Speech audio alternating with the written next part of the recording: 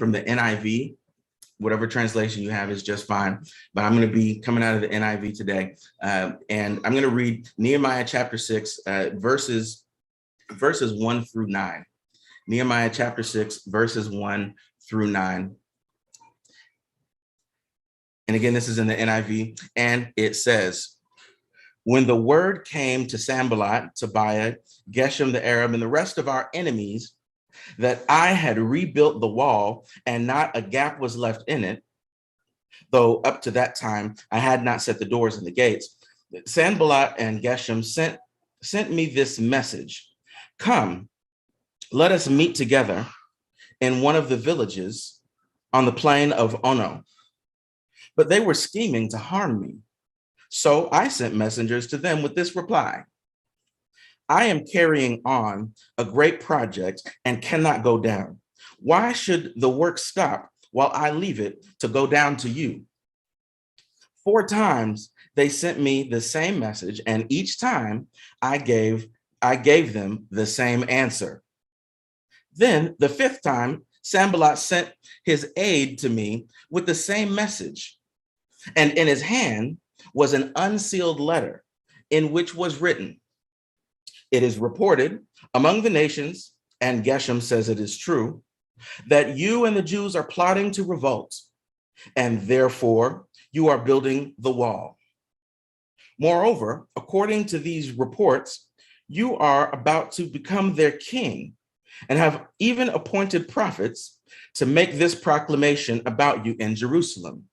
There is a king in Judah. Now this report will get back to the king, King Artaxerxes.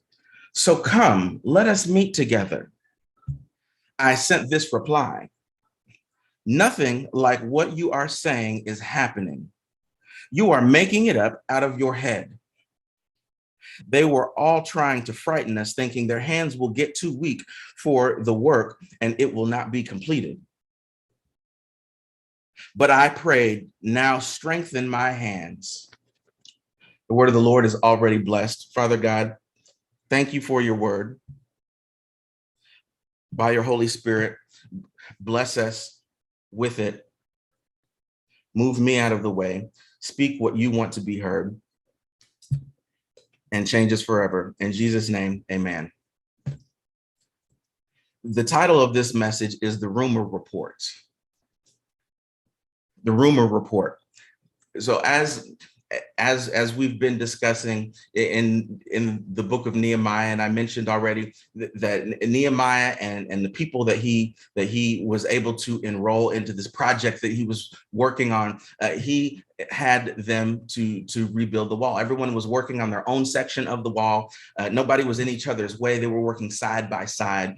No one was, being better than anyone else. Up until a certain point we saw last week, but everyone was participating and doing their part. And in spite of the opposition that came, even in spite of oppression that occurred within their community, the project was moving forward. And we find ourselves today at the point where the wall is complete. The wall is complete, and the only thing up to this point that Nehemiah says is that hadn't yet put the doors in the gates, but everything was done. We were making progress, and as has happened over and over in Nehemiah's telling of this story, is some folks, some enemies who heard about it, and when they heard about it, they weren't happy about it. Now, this is not a message about haters, because many of us, most of us, we don't really have haters, but there is an enemy. There's an enemy of God, and the enemy of God is also our enemy. And the enemy will use people who we sometimes dub as haters. The enemy will use people to jack us up, to mess us up, to get in our way. I don't know who that is in your life. I know some people who it has been in my life. Now, one of them, and you may have heard some other preacher say this, so forgive me, but the real enemy is the inner me. A lot of times I'm the one. The call is coming from inside the house. But then there are other times where it could be a friend who who seems like, what, all of a sudden, why are you engaging me like you're the enemy? It could be a coworker, it could be your boss, it could be another family member, a parent, a sibling, it could be anybody. No discrimination. Anybody can present sometimes like they're working on behalf of the enemy, or the enemy might use them to get to us in the ways that things get to us, right? So this is what is happening with the Israelites. Every single time they're making some progress, this dude Sanballat and this other cast of characters, they hear about it and they don't like it, and so they want to do something about it. And up to this point, nothing that they have done has worked. They've tried to infiltrate. They have tried to discourage. They have talked about them and tried to make them think that they weren't going to be able to do it. And now what they do after they've done all of this other type of attacking is they use a different tactic. And sometimes there will be different tactics, and it will seem like the same thing that we're trying to accomplish gets over and over and over again, obstacles and challenges and things thrown in our way. I can attest to that in my own life. Trying to sell a house, and then the market adjusts, and then the interest rates adjust, and then got to adjust the price of the house, and then you got to do all of these different things. It's like, what is going on? Like, first it was this, now it's this, now it's this, and it could make you get to thinking like, maybe I didn't hear God right in the beginning. Maybe this isn't what I'm supposed to be doing. But we're going to get to that. We're going to see what Nehemiah says about that. But this tactic that these people use, that Sanballat uses, is an invitation. There's an invitation that is made. The enemy of God, the enemy of God's people, sends an invitation once they heard what was happening. They once again heard what they had accomplished and formed intent to harm them. See, Nehemiah knew that. Nehemiah knew this. Look what it says here in verse 2. Sanballat and Geshem sent to me this message: come, let us meet together in one of the villages on the plain of Ono. But they were scheming to harm me. They were plotting to harm me. They wanted to do me harm. The ESV says they intended to harm me. They formed intent to harm. See, have you ever had somebody or a group of people, or, I don't want to label anybody as your enemy, but you know who's in your life, and they wasn't acting right with you for a real long time. Over and over and over again, they were trying to thwart what you had going on, to get in the way of what God was doing, to try to discourage you, to try to pull you back, all of these things. And now all of a sudden they want to invite you somewhere. Hey, come, let's sit. Now, I'm not saying that everyone who wasn't acting right with you before and now wants to sit and have a conversation with you, I'm not saying that they have intent to harm you. That requires a little bit of discernment and hearing from God. Nehemiah had some discernment. Like, they only intend to harm me. They want me to come down and meet with them, but they only intend to harm me. And we have to watch out for these types of invitations. When harm is done to us, we don't always know what the intent is. However, some people have proven their intent toward us. And so we should not be fooled by people who have proven their intent towards us, and it's constantly negative. It doesn't mean that things can't change, but what it does mean is, like, we have a pattern. It would be foolish of me to just be like, oh, I'll stop what I'm doing. I'll stop the trajectory that God has me on, the progress that I'm making, to come and meet with you, even though you have only sought to stir up dissension and confusion and discouragement and all other types of things. We have to be careful about that. But the same is also true for those who mean well by us. There is a pattern. Something that my therapist shared with me about relationships, about my marriage years ago. this is specifically about assumptions. And we know one of the sayings about assumptions and what it makes everybody. But he said to me, there's two rules. I wasn't sure which fingers I was going to use. There's two rules when it comes to assumptions. Rule number one, assume good intent. The people who are in our lives, the ones who have a track record, who have demonstrated, who have expressed to us their desire to love us, to see good happen for us. The first thing we should assume good intent. Assume that they're not trying to hurt me. Assume that they don't want to do me harm. Assume that the success that I am seeking, that they also support.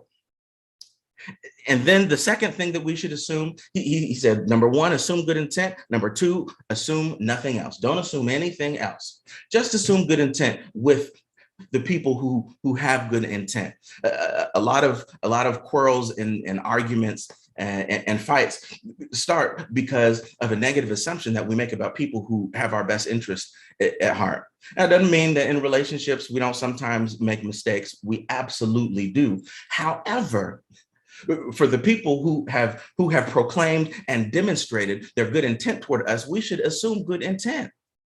And that may help us in our understanding, like, okay, I assume that you want what's good for me. And so if what I feel from you is harm, then maybe I'm missing something. And now there's space for a conversation. But in this instance, in our text today, there's a pattern. There's a pattern. And so it's not that Nehemiah is not assuming good intent. He's just got good sense. And so here's what Nehemiah responds.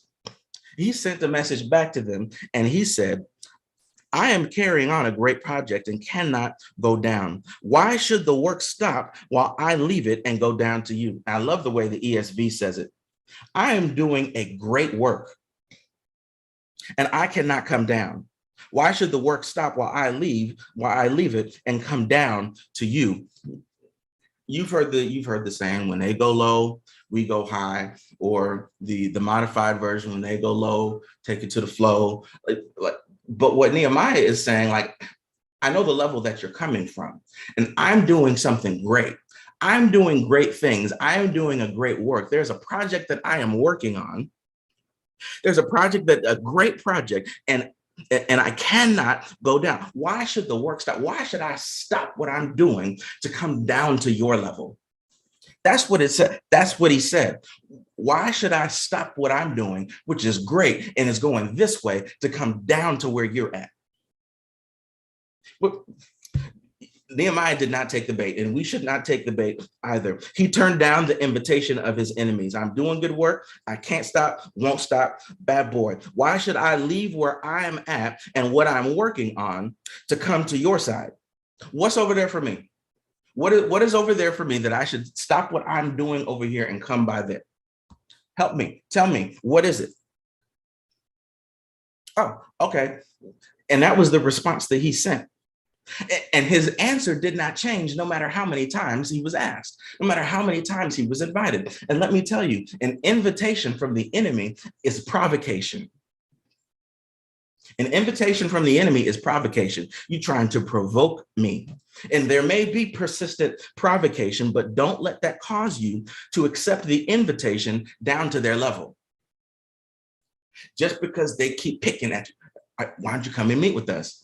I got stuff going on over here. Why should I come over there? Why don't you come meet with us? I told you I got stuff going on over here. Why should I come down there? You should come and meet with us. Now, about this part, we would do like Peter and call down curses from heaven. But this is one of those examples where we want to do what Nehemiah does. We don't want to follow Peter. We don't want to follow that New Testament example. We want to follow this Old Testament example. Nehemiah's answer was the same every single time. His answer did not change. This is in verse 4. 4 times they sent me the same message, and each time I gave them the same answer. Consistency. We have to be consistent. We are working on a great project.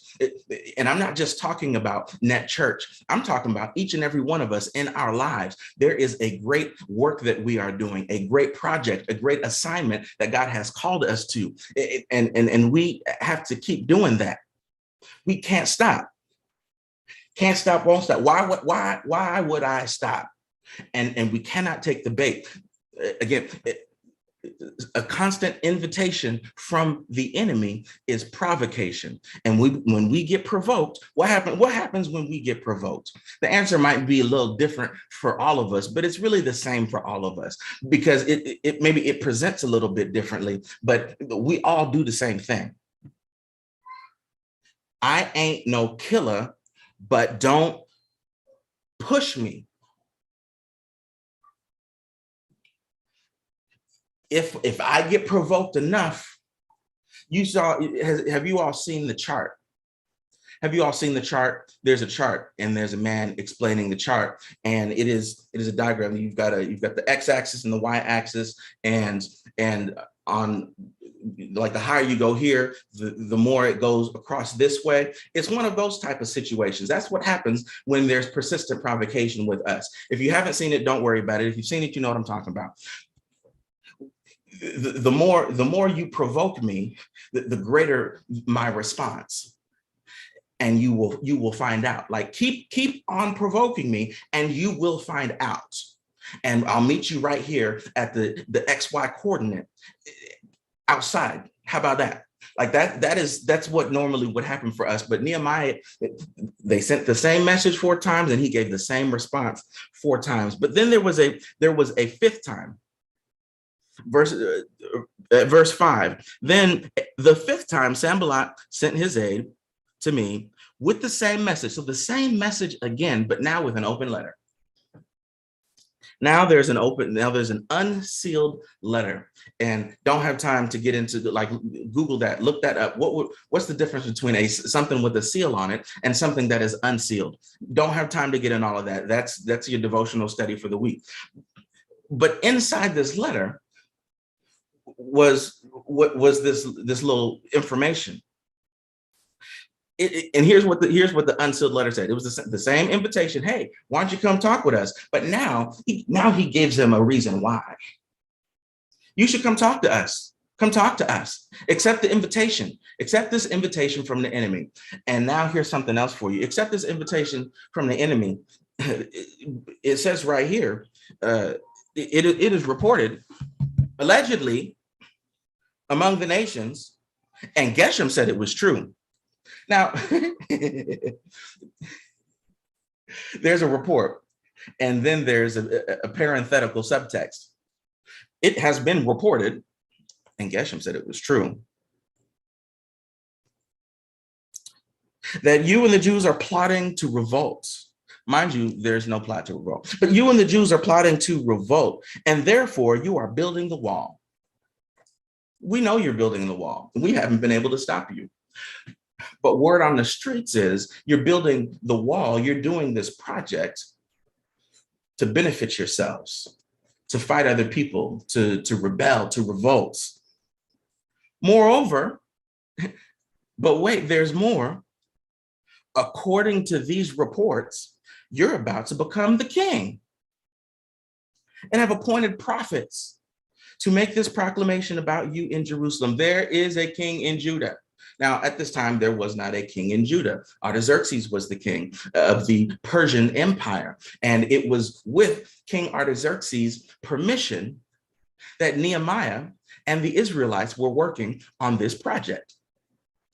But now he gets word on the street is that you're trying to revolt.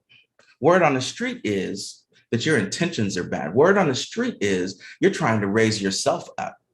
This isn't about what you say it is. It's about something else. Now this report will get back to the king. So come, let us meet together. Sounds a little bit like extortion, if you ask me. So the 5th time, the enemy sends word of a rumor. Now it's not just an invitation. Now it's an invitation with a rumor attached to it, trying to pass off this rumor as the truth.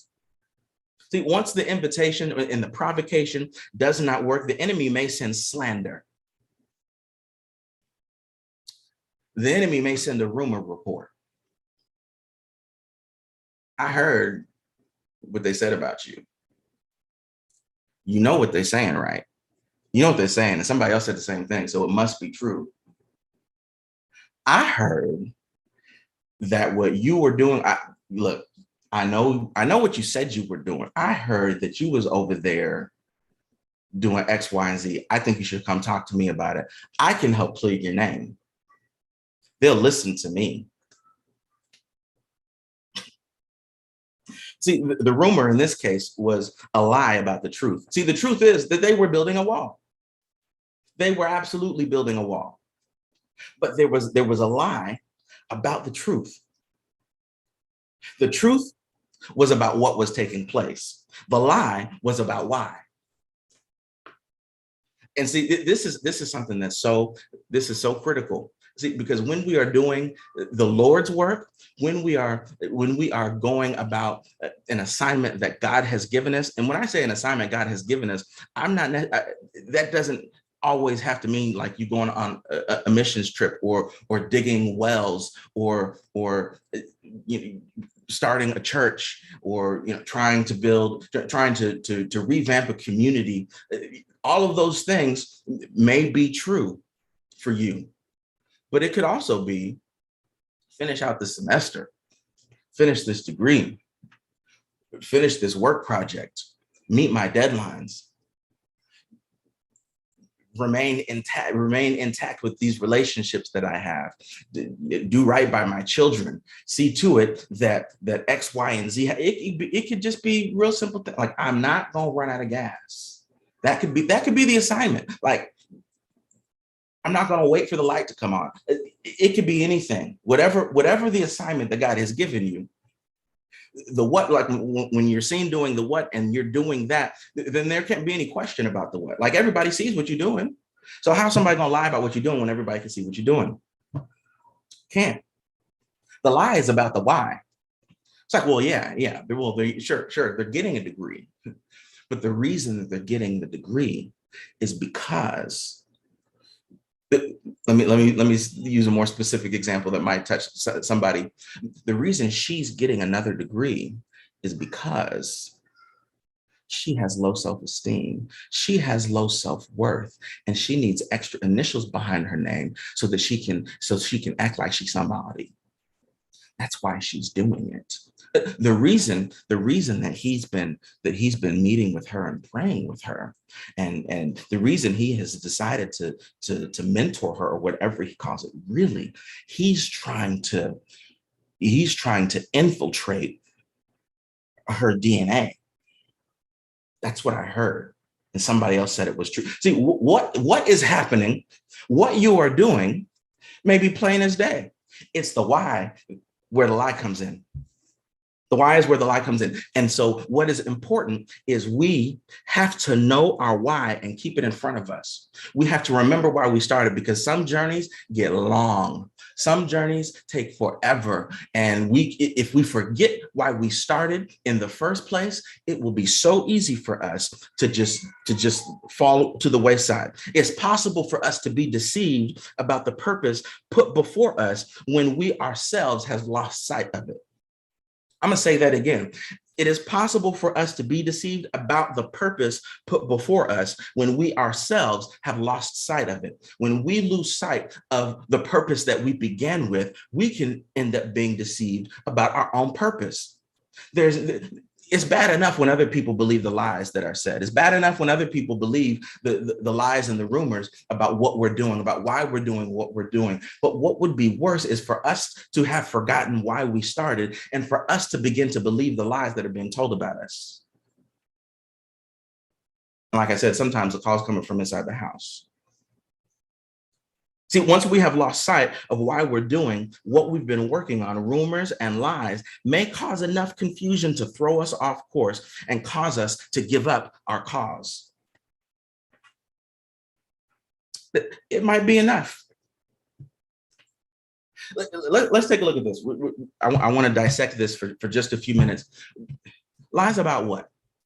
What are the lies that might show up here? Well, I'm going to read this proclamation again, and then we're going to take a look just real quick at what these lies might be. It's reported among the nations, and Geshem says it's true, that you and the Jews are plotting to revolt, and therefore you're building a wall. Moreover, according to these reports, you're about to become their king, and have even appointed prophets to make this proclamation about you to Jerusalem. There is a king in Judah.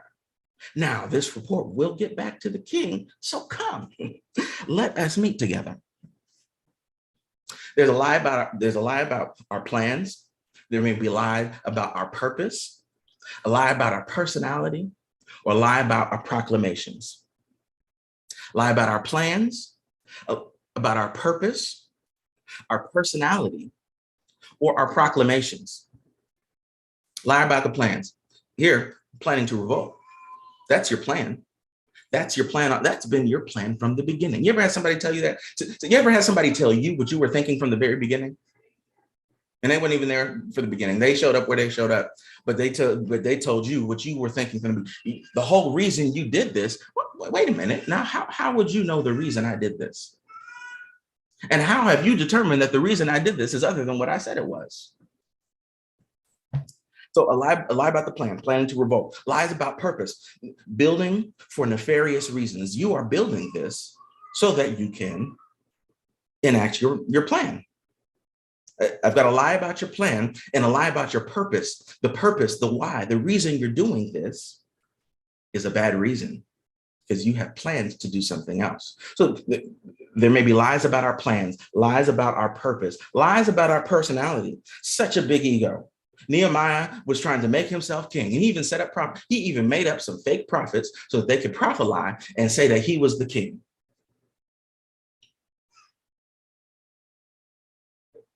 And I'm sure Nehemiah's like, no such thing has happened. There is no such, what are you, that's not even my style. Like, if I was going to get you, you would have seen me coming. If that was my plan, you'd have known about it. Yeah, lies about Nehemiah's personality. Like, he was a cupbearer. He was a cupbearer for the king. You know what the cupbearer does? The cupbearer, when someone brings the king something to drink, and someone's always trying to assassinate the king, it's like this is an old school Secret Service. Like, hold on, king. I didn't die. You should be good. No, I didn't get sick. You should be fine. Or they get sick. Maybe they die and the king doesn't drink whatever's brought. That's not a position of pride. You don't do that. There's no space for pride. We're just going to trick the king. Like, this might have poison in it. Yeah, take the. That's not even in Nehemiah's character.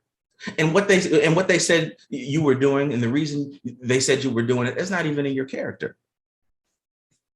But have you ever heard something said about you, and you heard it so much that you thought to yourself, well, maybe I am like that. Maybe I don't have good intentions. Maybe I don't care about people. Maybe I really am just about the money. Maybe I really only do think about myself. Maybe I should just quit. Maybe I should stop.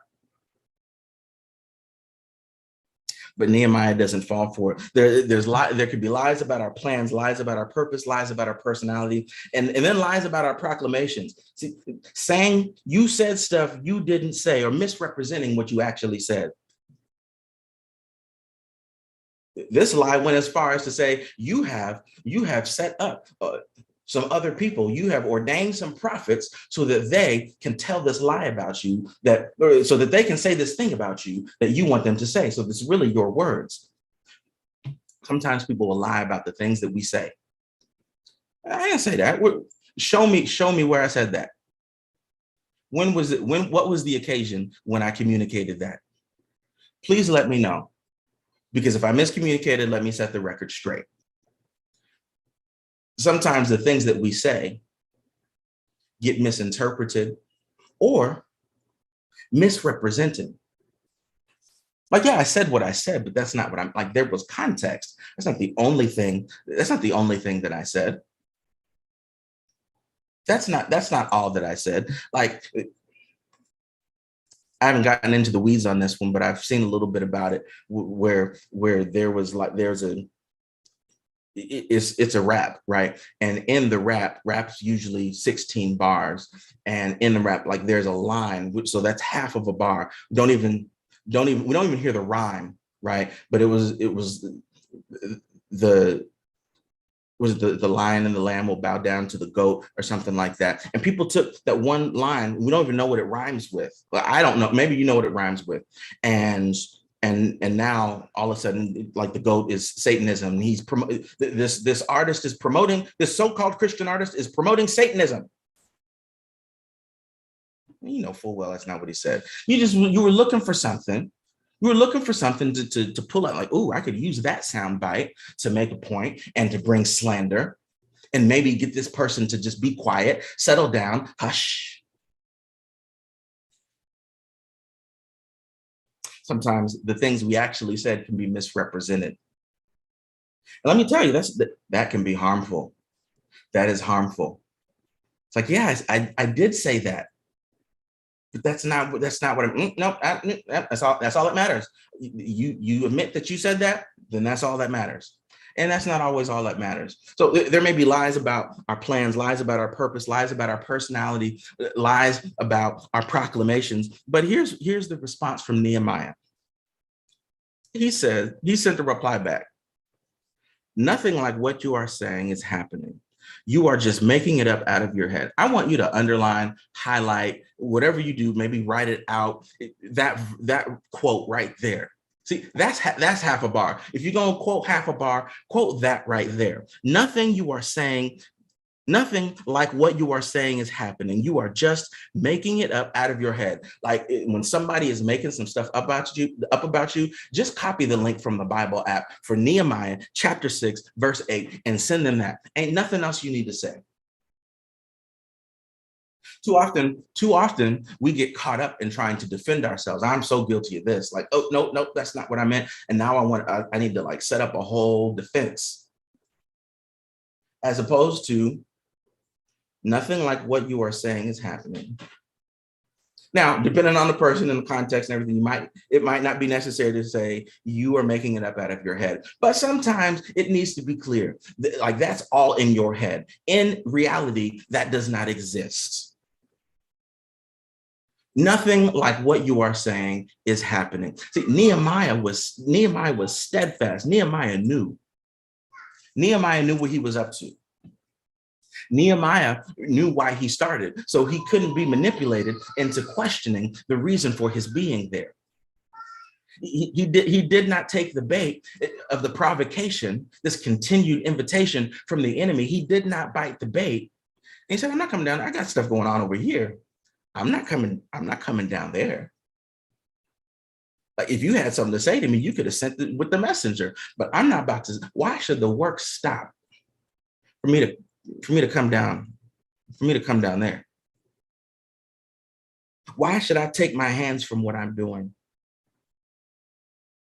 See, here's why Nehemiah was able to be so steadfast. Verse 9, they were all trying to frighten us, thinking their hands will get too weak for the work and it will not be completed. The reason for the rumor report is just to scare you. It's just to scare you. The whole reason someone might say something about the ministry that you're working on, or about Net Church, or about you personally and the work that you are doing with good intent and with a call and an assignment from God. The only reason to say something, to make stuff up about you and to make stuff up about us, is to scare us out of following through. Because nothing like what they are saying is even happening. They're just making it up out of their heads.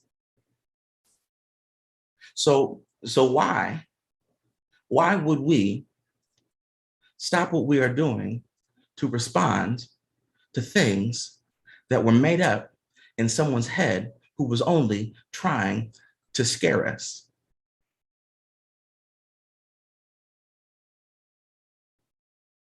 They were only trying to scare us because they thought to themselves, this is what Nehemiah said, they thought to themselves that our hands would get too weak, like, ooh, I'm afraid, and we would stop and we wouldn't finish.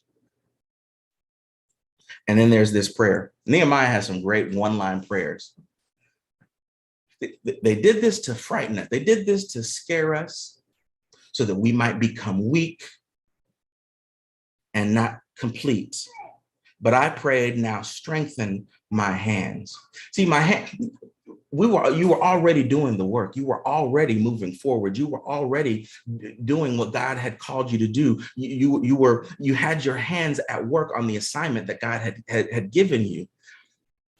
And it was only to scare you. Your hands were already doing what they were supposed to be doing.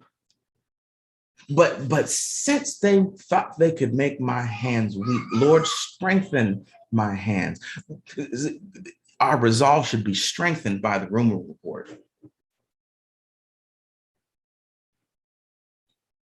They're only saying this to scare me. And if they're trying to scare me out of what I'm doing, then I must be doing something right. And so keep on going. And God, now strengthen my hands. Now it's time to kick this up in the high gear. Like, oh, okay, you thought you thought you could do this to me? You thought you was gonna scare me out of what I'm supposed to be doing? No, sir. Not me. Lord, strengthen my hands and let's crank this up a notch.